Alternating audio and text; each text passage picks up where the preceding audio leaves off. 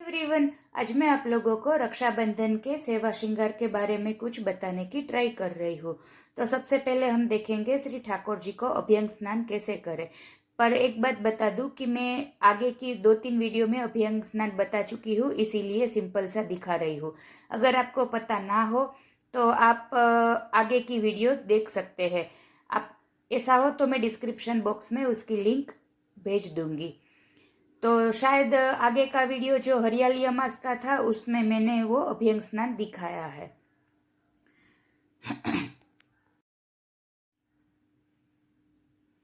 अभी श्री ठाकुर जी को अंग वस्त्र करके उसके बाद हम जो रक्षाबंधन के दिन जो श्रृंगार होते हैं, स्पेशली इस दिन लूम तोरा के श्रृंगार होते हैं।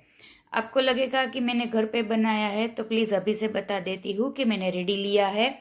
वो लूम तोरा के श्रृंगार घर पे नहीं बनाया। और उस दिन हमारे घर में लाल कलर की एक फूली चुंदड़ी, ये मैंने जो दिखाया था ना बांधनी जैसा, उस तरह का श्रृंगार वस्त्र श्रृंगार आता है। अभी वस्त्र मेरे पास जो रेड कलर की वो बांधनी होती है उस तरह का नहीं है, इसीलिए प्लेन धर रही हूँ। तो जैसे कि आप लोगों को मैं हर बार दिखाती हूँ कि वस्त्र पहनाने के बाद सबसे पहले हम श्री ठाकुर जी को कटी पैच पहनाएंगे।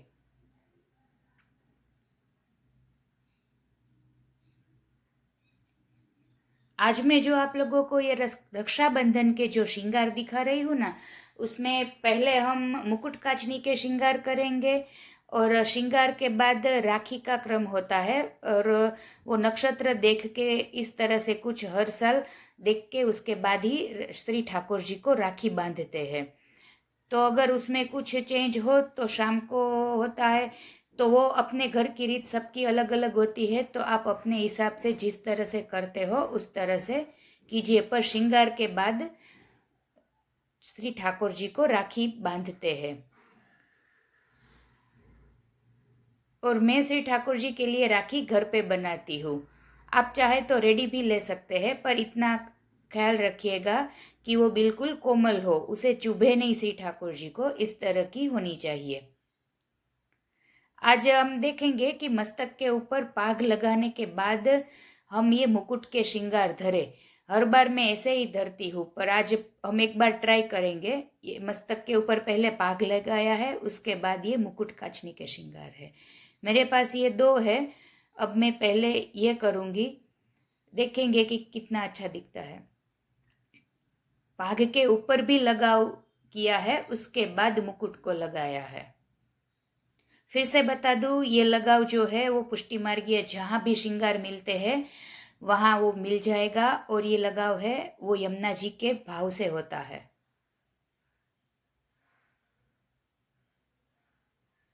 और उस दिन एक जोड़ी के श्रृंगार होते हैं। ये श्री ठाकुर जी को कुंडल, अब ये मोती की लूम,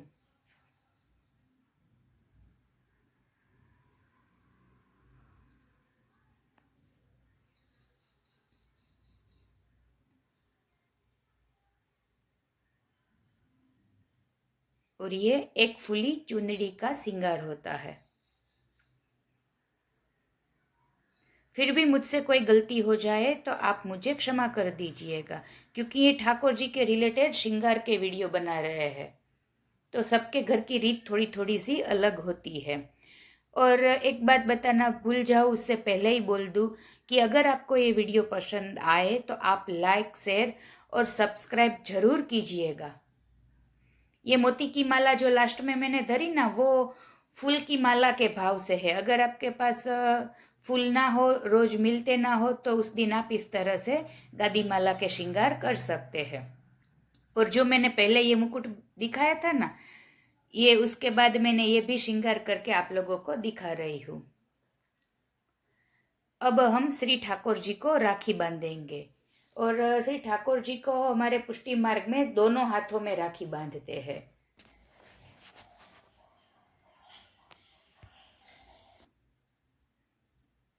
और हम भोग में राखी बांधते समय मिश्री धरते हैं। आप लोगों के घर में जो भी धरते हो उस हिसाब से कीजिए। और ये जो अक्षत है ना, उसको हल्दी वाले करना है, उसके बाद ही इसे यूज कीजिएगा। देखिए ये रेशम की राखी है, हमने घर पे ही बनाई है। इस तरह से श्री ठाकुर जी को दोनों श्री हस्त पे राखी आती है और उसी दिन ठाकुर जी ये राखी के साथ ही ओढ़ते हैं। ये मिश्री की कटोरी है, वो हम धरेंगे। इसमें भी कुछ अलग अलग होगा सबका। और अब हम श्री ठाकुर जी को रक्षाबंधन के दिन भी हिंडोला होता ही है, तो हिंडोला में हम लूम तोरा के श्रृंगार, इसे तोरा कहते हैं। और उसके बाद में अभी दिखाऊंगी। इसके नीचे हमने लगाव किया है और बाद में पीछे जिस तरह से हम चंद्रिका पीछे करते हैं ना बाघ के पीछे, उसी तरह से सेम ये तोरा को लगाना है। इसके ऊपर हमने सिरपेच बांधा है, ये थोड़ा सा बड़ा है सिरपेच। अब देखो ये लूम है, ये जो मोती की लूम हम लगाते हैं उसी तरह ये झरी की लूम है। और हमेल को वो साइड में इस तरह से ट्रवल है, उसे ही हम इस तरह से लगा सकते हैं। सॉरी, इस तरह से श्री ठाकुर जी को धर सकते हैं।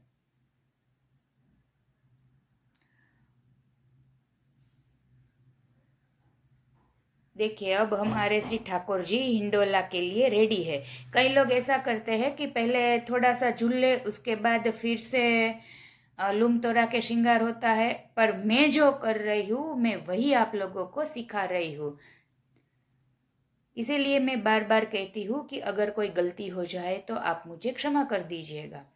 ये हिंडोला के अंदर हमने बंटा जी रखे, उसके बाद झारी जी पधराए। अगर बड़ा हिंडोला हो तो अंदर ही झारी जी रह पाएंगे। ये छोटे छोटे मेरे पास जो गोपी जी है वही दिखा रही हूँ।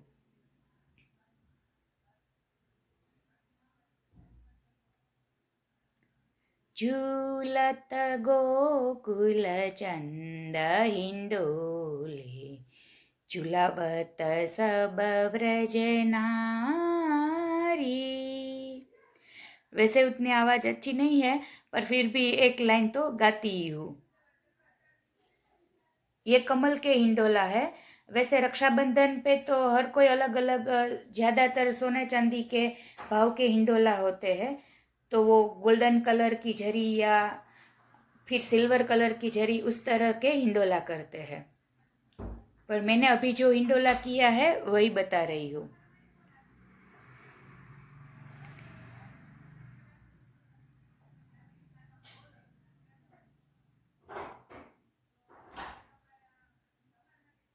Thanks for watching.